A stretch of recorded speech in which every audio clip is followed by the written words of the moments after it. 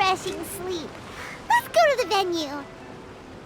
Paimon's really looking forward to hearing everyone's poems. Come, try some creative... Huh? Looks like we're a few people short today. Morning, friends. Singcho said he wants to take some time and focus on writing poems, so he'll join us later. Noelle has other duties today, so she asked me to tell everyone not to wait up for her.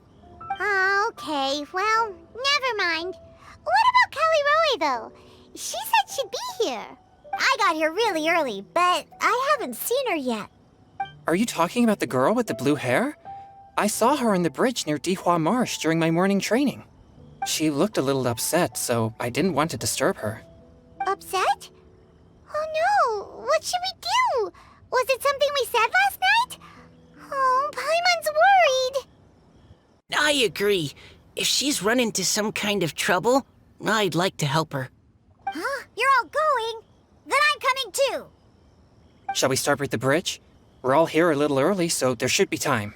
Good idea. We'll be back in a jiffy.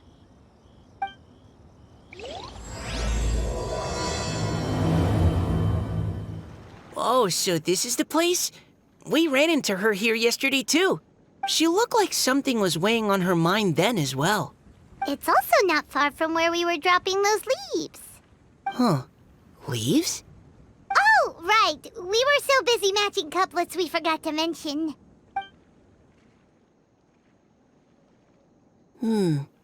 Interesting. I wonder, could Miss Callie Roy have been the one who wrote that poem on the leaf? Hmm? What makes you say that? Oh, sorry. Nothing. Well, nothing concrete. Just a hunch, I guess. It's just, that poem on the leaf kinda gave me the same feeling as when I saw her yesterday. So much sadness. Now that you mention it, this is upstream from where we found the poem. Huh? Hey, look! Over there! Another leaf! Wow, you're right! And this one has writing on it too! After that leaf! Ugh, why does it have to float so quickly? Can't you just fly over and grab it? But Paimon can't swim! What if Paimon accidentally falls into the water? It stopped. No! Whew, we finally caught it. Are the words still legible, or have they been washed out? Looks like the ink's intact. Let Paimon take a look at what it says. Huh? This is related to the poem we wrote in reply yesterday. She must have picked up one of our leaves. Spring. Young boy.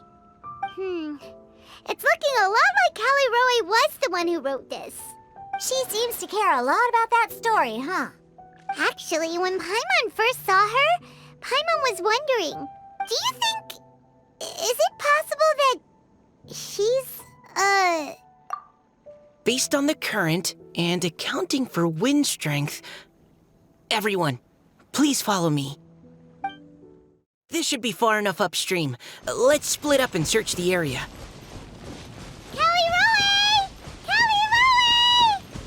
Ah! She's surrounded by hilly churros! Let's go save her! Whew. Callie Roy, are you okay? What's that? It's a huge water droplet! This is exactly what I saw the other day. Huh? Why are you all looking at me like that? Oh no! My body... is it... That voice is definitely Callie Roy's. How did this happen? Please wait a moment. Oh no. Did I use up too much energy? How did you... What's going on here? Miss Callie Roy, are you some kind of adeptus? No. I'm so sorry for deceiving you all for so long. Actually, I'm an Oceanid who flowed here from Fontaine long ago. What's an Oceanid? Ah, the Grandmaster has mentioned them before. The Oceanids were the familiars of the former Hydro Archon. They all fled Fontaine after the Archon died and settled across the world. That's correct. Though, to tell you the truth, I can't even completely recall how I found myself here. I have a vague impression of my ancestral home, but I can't recall clearly anything I saw on my journey. All I know is that by the time I arrived in Mondstadt, I had lost most of my power and couldn't even sustain a physical form. Eventually, I settled in a place called Springvale, where I slowly began to regain my power. Springvale is a serene and beautiful place. The water that flows through there is clear and pure, just like the hearts of the people who dwell there. So you're the Spring Fairy of Springvale? Yes, Diona, and I remember you too, you know.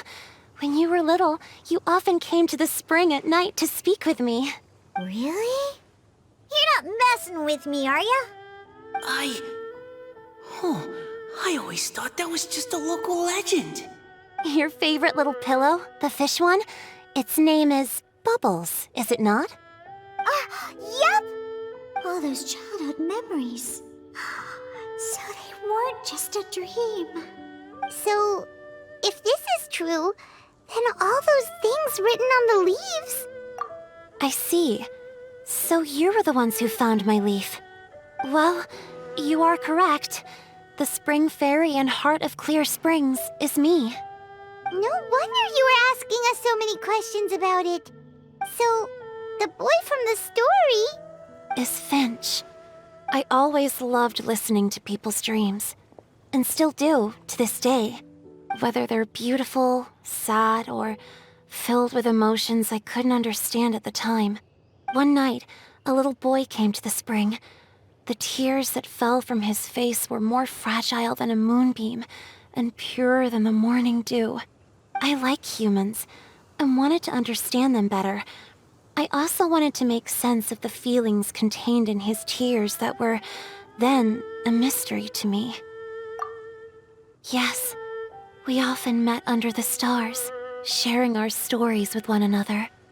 Sometimes, we'd stay up all night and see who would hear the first bird chirping from the boughs, or the first cicada of summer.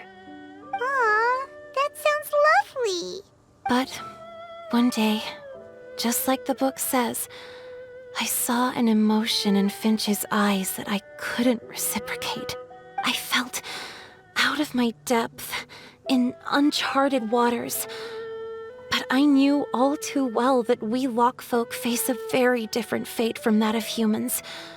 Whatever was happening, I didn't want it to lead to Finch writing a chapter of his life that he would later come to regret. So, I fled, and never appeared before him again. Oh, Caliroe. My strength returns very slowly, and even after decades, I can only sustain a physical form for a very short time. I once hoped that Finch would be able to move on, and meet me when the stars in the night sky have all gone out.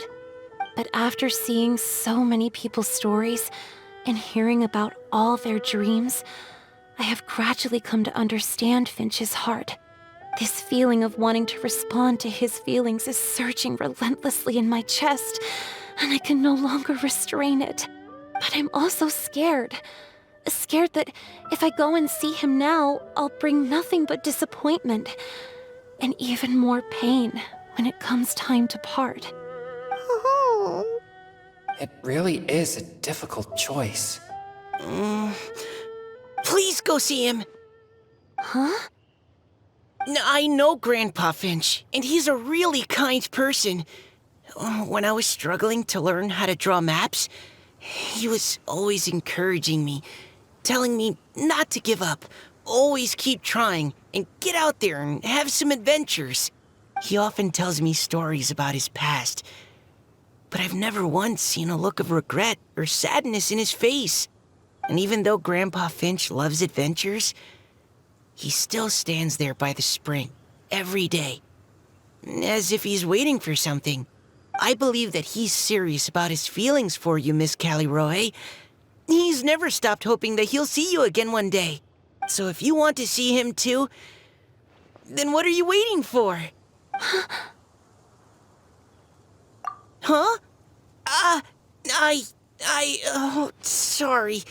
I think I got a bit too excited and I just thought, well, it just sort of came out. I understand. That settles it. I've decided. I will go back and see Finch. You will? Amazing! That's great!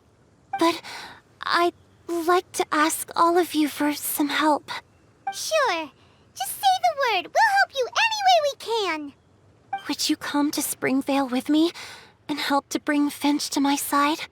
I cannot maintain this form for much longer, and I'm worried others will see me how I was just before. Leave it to me. I'm really close with Grandpa Finch. Also, please keep Finch's in my secret. I wouldn't want Springvale's tranquil waters to become agitated on account of all this. Your secret is safe with me. I won't tell anyone. That's a promise.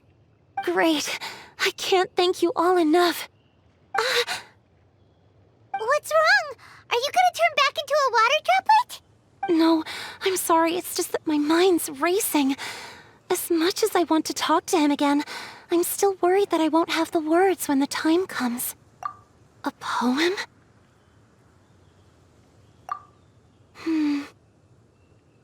Okay, good idea.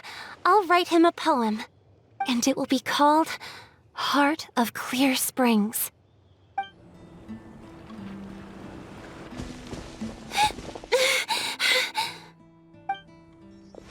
Are you okay? It's nothing. I'm just scared that I won't be able to maintain this form much longer. Okay, don't panic. Wait here, Caliroe. I'll go fetch Grandpa Finch. Take it slow, Diona. Finch isn't a young man anymore. He's not as steady on his feet. I can still hold on a bit longer. Okay, stay strong. You can do it.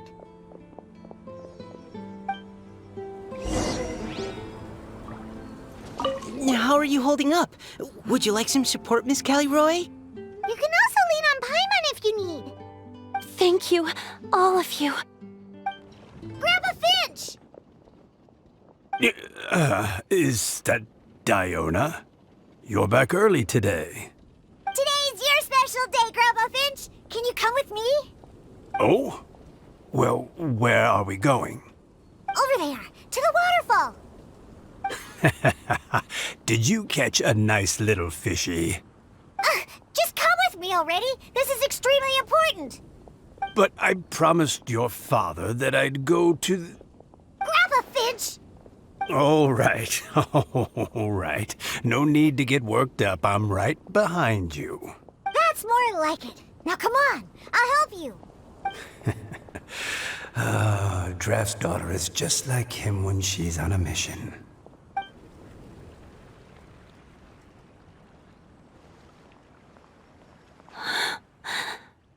Over here! Over here!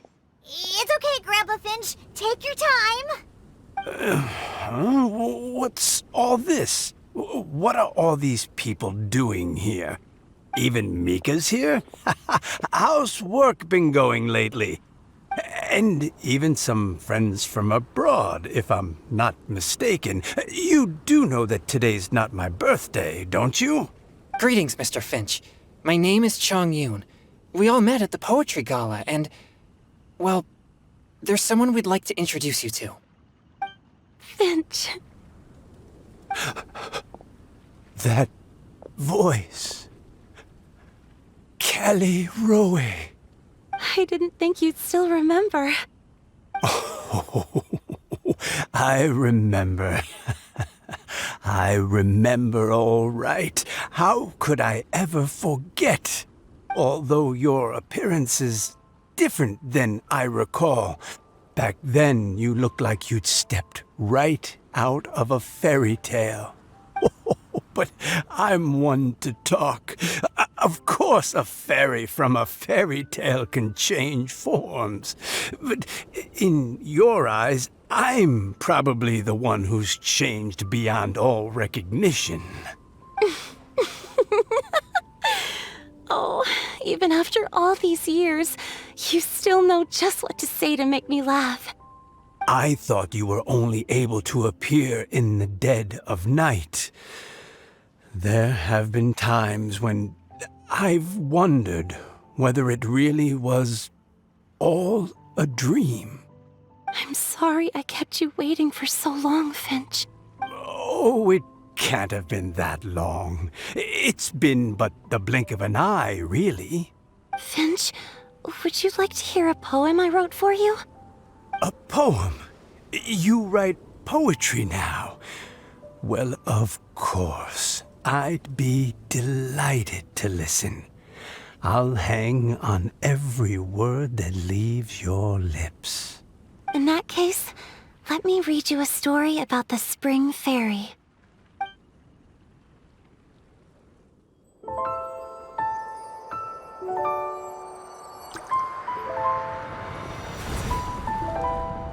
Far from my native land I roamed. In streams I slept, many seasons I met as the sun set and rose.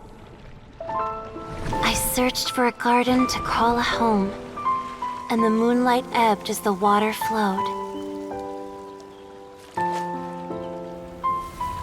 A soft breeze beckoned me unto a spring.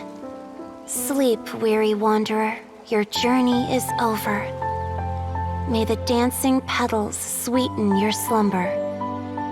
At dawn, I hummed the melody of a distant stream, and the songs in the night serenaded my dreams.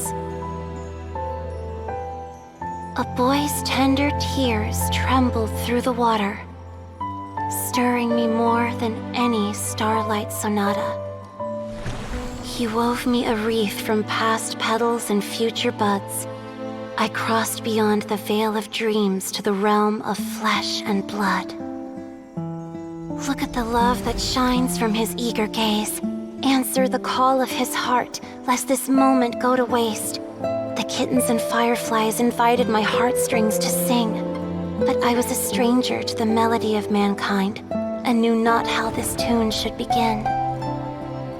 As the river of dreams trickled into the ocean blue, every time a crystal fly flapped its wings, older it seemed he grew. But I learned to fathom human ways each stumbling step I took, and clouds of confusion became crystal clear in the vulnerable verse I wrote.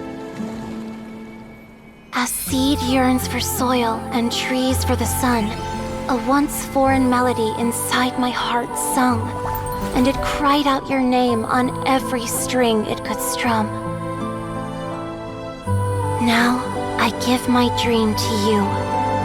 May it be in your slumber a sweet spring to quench your thirst. Now, I hand my heart to you, praying my belated promise might meet, still with your trust.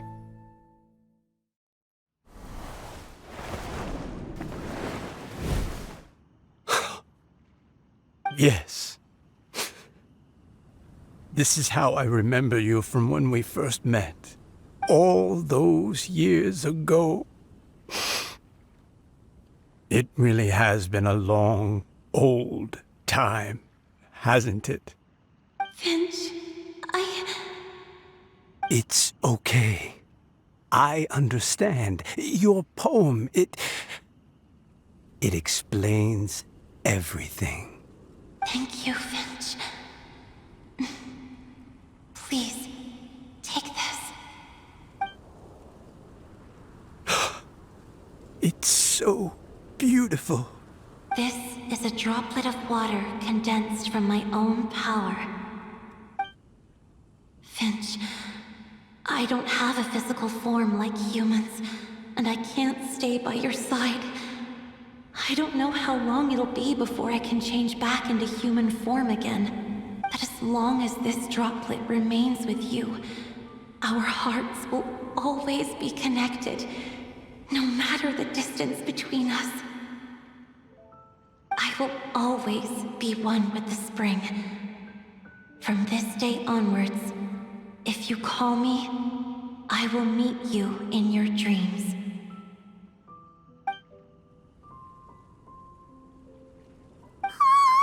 It's so romantic. You've really learned a lot, haven't you? And you don't even mind that the kids are watching. Does it bother you? How could it possibly?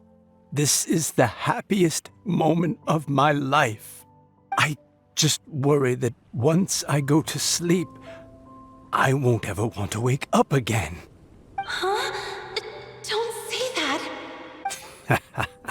I'm only joking. It seems that you still have much to learn. Is that right? Grandpa Finch and Kelly Rowie look so happy. Oh, what a perfect moment. Diona, thank you for fetching Finch for me. I've never forgotten you either. I used to chat with you a lot. Wasn't it ever annoying? Of course not. You are one of the truest friends I have in the entire world. That's why I gave you your gift, so that a part of me could always be with you. Huh? Wait. So is Diona's ability to mix delicious drinks from disgusting ingredients a blessing from this water spirit? And if so, is it also possible that my pure yang spirit is a gift from some being? My physical form is about to disappear. Finch, Yes? I've never regretted meeting you or deciding to talk to you that night. Not once. All these long years. Not for a single moment. It probably goes without saying, but neither have I. Although, it was different from in the stories. That fateful night, I never gave you that kiss. This gift that represents my promise and my love. I give it to you now. Huh?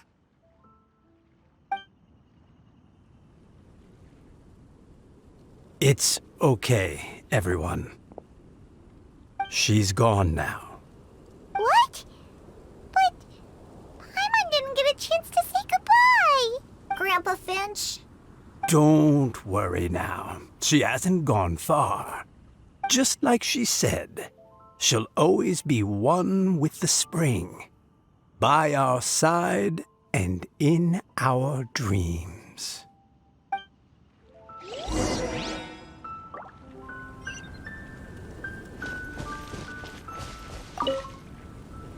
Oh, child. Let me stay here a little longer. Oh? Hey, you're all back! And it looks like you're in much better spirits than before. Hu-Tao's a step ahead. She's already talking about printing a poetry anthology. She said she can't wait for everyone's final words because I'm itching to pull the trigger. By which I assume she meant she eagerly anticipates receiving everyone's freestyle poetry submissions to help her close the deal. Where have you all been? I've been waiting here forever. Perhaps they lacked sufficient inspiration and wished to have an emergency communion with nature. And with any luck, I'll bet they heard some fine poetry along the way. How deaf, Bard! Does this mean that right from the start you... right from the start, you said you would treat us to a nice meal! Huh? Did I? Very well. Since the Traveler agrees, then it looks like I can't escape this time. Diona! Dear Diona, could I trouble you to fix us a couple of your delicious beverages? You wish. All right. Well, normally I'd never agree, but since I happen to be in a good mood today... Huh? So, just what have you guys been up to all this time? Why does it feel like there are some unspoken words hanging in the air here that everyone is privy to but myself? Really? Must be the breeze. You're reading way too much into it. Yeah, that's right. We're just, taking a walk. Inspiration walk, since it worked so well last time. So even Mika's in on it? Chongyun, how about you tell me what happened on the sly? I've just remembered that I heard about a haunted house recently that you'll definitely want to check out. I'm willing to bet that even your pure Yang spirit won't be able to scare off these demons. I appreciate the gesture, but no thanks. Not this time. And I'm starting to think that maybe this pure Yang spirit isn't such a bad thing after all. Huh? What the? What's gotten into you? Okay, that confirms it. I call shenanigans. Something big definitely went down here.